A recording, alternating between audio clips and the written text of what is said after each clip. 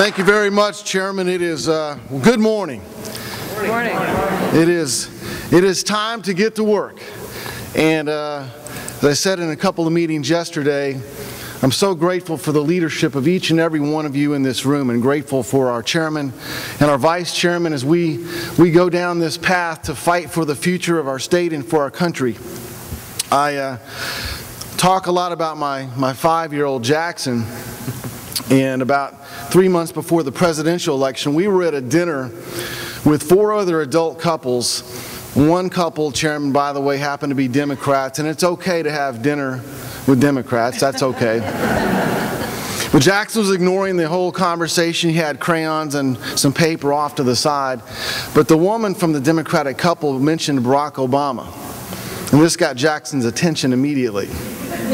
His head jutted up, and he interrupted the whole conversation, and he said, "Barack Obama is bad because he wants to take our money so we can't buy toys and Happy Meals."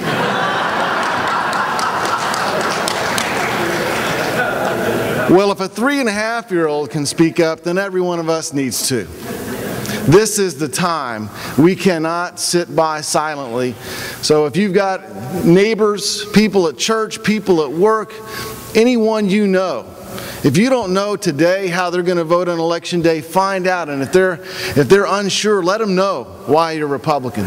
Let them know what's in your heart. Let them know about our principles. I'm here today to give the Lieutenant Governor's report. I've said at a couple of meetings, if I would have been in this told that I was going to be in this position, then I would have assumed that the state flags would be at half-mast and we'd be talking about the tragic accident. It's strange times we live in, but we move ahead. I first wanted to mention we have the largest deployment of the Florida National Guard since World War II. And so, anyone here have a family member, or are you a member of the Guard? Because we need to support them. Thank you. Thank you. I just wanted to report that a couple of weeks ago, we welcomed back the 779th Battalion from a year in Iraq. And the greatest news of all is that every single one of them came back home. And it's just wonderful news.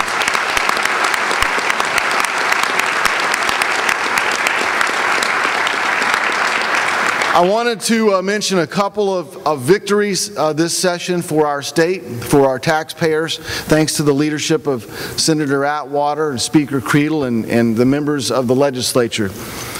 And their focus was the right focus. It was not for government solutions to the economy. It was for tapping into the entrepreneurial spirit of Floridians, making sure that the free market turns this economy around. And there's some legislation I'm very proud of that they worked on with our office, the Movie Incentive Program, which will help bring more film and entertainment to Florida, which also shows off the beauty of Florida. As an example, we have a new show that's going to be on A&E, and the main character's bucket list is to play every golf course in Florida.